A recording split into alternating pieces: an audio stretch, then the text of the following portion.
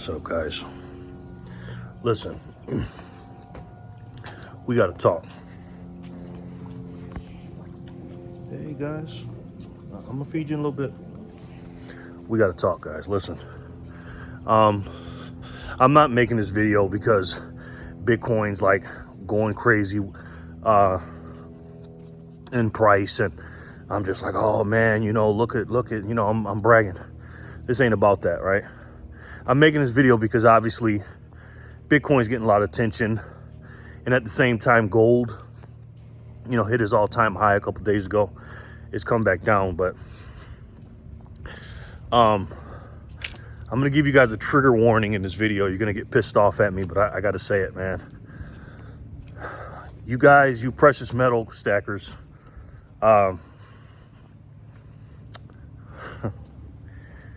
you're going to the right destination, but you're you're taking the wrong vehicle to get there, guys. You've been sold a bill of goods. It's not good. Let me explain where I'm coming from. I'm not here knocking gold or silver, okay? I love gold and silver, but it's manipulated, and you guys know that. And I know you guys think that the U.S. dollar is going to crash and everything else. Of course, eventually it will crash. We all know that. But it's not going to crash, in my opinion, when you guys think it is, right? Gold and silver is a money. It's God's money. It's in the Constitution. The only true money for thousands of years. It was the money that we chose because it was scarce and hard to make, and you can't destroy it, can't make it. And the reason why gold won out on silver is because it's more rare than silver. I think it's like 16-1, something like that ratio coming out of the ground. And that's why I used to buy so much silver and compare it to gold, because I thought the ratio was a little messed up, 100 ounces to 1 or whatever it was, 85 to 1 or whatever. I used to be all into that stuff. But the reason why I'm saying you're on the wrong vehicle to get to where you want to go, because you guys mean well, and I know like a lot of people don't want to be proven wrong or whatever, and they want to stick to their guns and stuff like that. Let me tell you where I'm coming from. For those of you that don't know, 99% of you do, but just a few that don't. I was a precious metal stacker, not a long time precious metal stacker, over 3 years. I still have a little bit of silver left,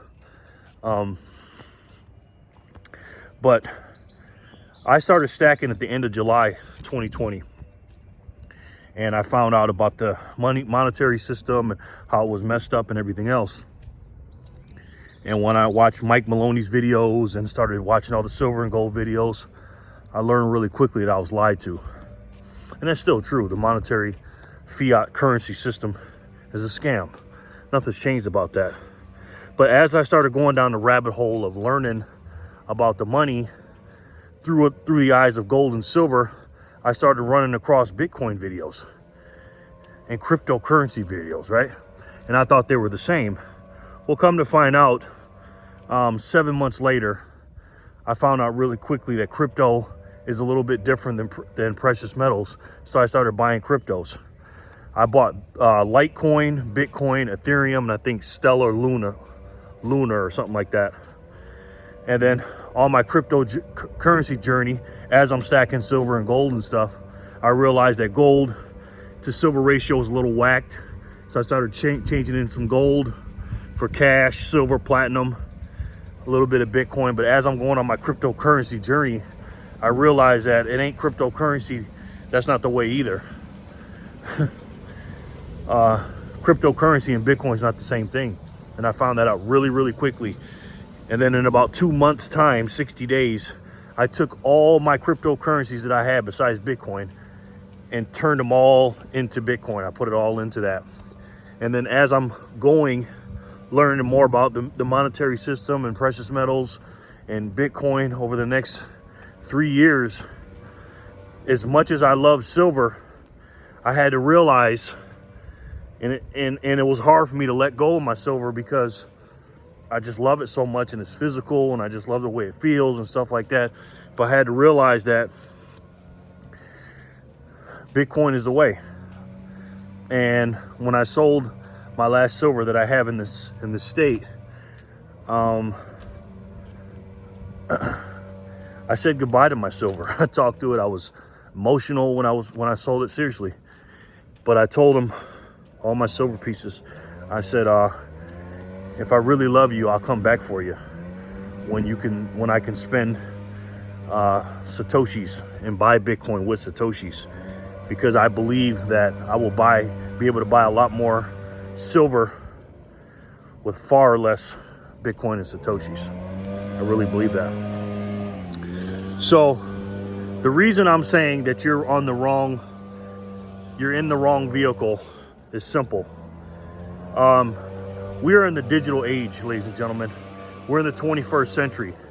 Gold and silver did its job for thousands of years, and it's going to continue to do its job as far as like being a hedge on inflation, I guess.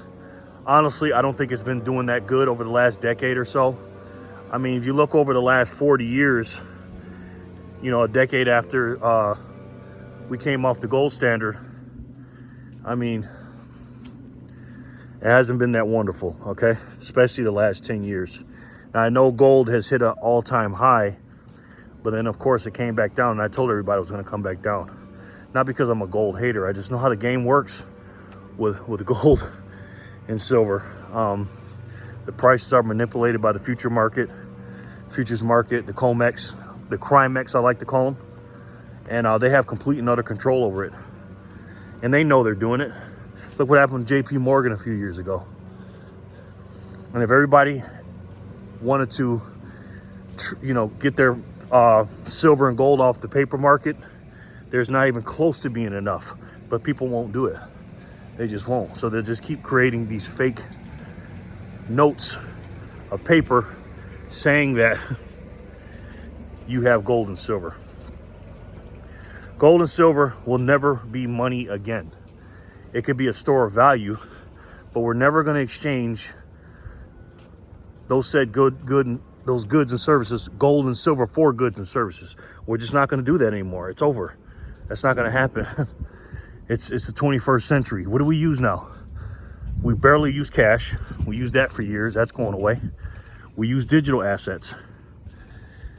In the United States, they're going to start going even more digital, even though we're probably about 92 to 95% digital now. They're going to go to the central bank digital currencies. Guys, what you're getting ready to see over the next few years when it comes to this monetary system with these central bank digital currencies and Bitcoin, which are polar opposites, is this. Bitcoin, like I said many times, there's only going to be 21 million of them. Well, again, many coins have been lost. We've only mined 19 and a half, and the last Bitcoin won't be mined until the year 2140. So your great grandkids are the ones going to be there alive when that happens, not me or you. But out of the 19 and a half that have been mined already, a few million have been lost. And then the ones that are still here are not moving. The only thing they're doing is they're moving off the exchanges that we buy them from, that the miners sell to the exchanges. They're moving off of those said exchanges, and they're going into storages, cold storages, hot storages. People are self-custodying those Bitcoin. There's only they estimate about between 1.8 and 2 million Bitcoin left on the exchanges. And there's 900 mined a day right now until the halving comes. And when the halving comes, the protocol says every 210,000 blocks that half the supply will come we could cut in half and only be 450 a day. Supply is going to be diminishing. It's diminishing on the exchanges, the available Bitcoin that's available. Now, don't get me wrong, these people and these institutions, these big boys that are buying right now, it'll probably slow down. Right now, as of this recording, it's like 44,000. I don't know if it's going to slow down or not, honestly. It could keep going up or down, doesn't matter short term. But long term, it's going to go up forever, Laura. But while the exchanges are going lower, even though people are trading, some people are buying and being short and going back, there are more people taking it off the exchange and buying than there are people buying and putting it back on the, or selling and putting it back on the exchange. That's just the way it is. And while that's going on, you're gonna have a supply shock and a demand shock right at the peak in about April, May, June, whatever, next year. The demand is going up right now though. The demand curve for Bitcoin, because of the rate of people buying them right now, buying these Bitcoin, is drastically going up. And people are starting to waken up and realize, like, holy shit, this is something, right? So the demand is going up. Meanwhile, when the halving comes, the supply is going to go down. You're going to have a clash that you're never going to see. The supply and the demand. It's going to be something that we've never seen. And this is before, I'm not even talking about the Bitcoin ETF yet. Now, I know some people are buying, most people probably are buying, because of they're front running the Bitcoin ETF. Those of you that don't know, there's 12 companies, asset managers, that are, in line to get a spot Bitcoin ETF approved. And this is not like gold and silver spot ETFs, ladies and gentlemen. It's completely different. These companies, every Bitcoin or Satoshi they sell, they have to have it, and they have to hold it. They can't sell something they don't hold. I'm telling you that. And believe me, I looked it up. So when that demand is so high and the supply is so low, you're gonna find out what real scarcity is, ladies and gentlemen. We're not running out of silver, and we're not running out of gold. Okay, we're not.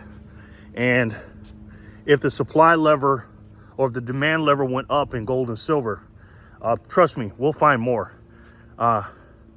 Bitcoin was made for money. We didn't choose it for money. It was made to be money, right? And the reason why Satoshi Nakamoto used the number 21 million, because at the time in 2008, I think the global world money, I think, was like 21 trillion or something like that. It's much more today. It's like 900 trillion today or something like that. So we used that number. But nobody knew what Bitcoin was or is. They know now, some people, a very small percentage. Sorry guys, I'm out of breath. Got a lot of hills over here. And I'm just sitting here and I'm getting scared, man. I'm getting scared because even though I bought a lot during the bear market, and I have an automatic buy with Swan Bitcoin. And by the way, if you're not buying Bitcoin and you want to learn how to buy it, go to Swan and check out their information. And it's a really good way to support the Bitcoin only movement. It's a Bitcoin only company, and they're probably the #1 company in the world that is really truly helping with the Bitcoin adoption. It really is. And so, and the fees are pretty low too, a lot lower than Cash App and Coinbase, I believe. But I've never tried Coinbase Pro. But yeah, guys, if you don't know anything about Bitcoin and you haven't studied it, study it, ladies and gentlemen. Study it. It's not about the price, it's about the adoption. All right, get on that and let me know what you learn. Okay, I love each and every one of you, and I'll talk to you soon. Peace and love, guys.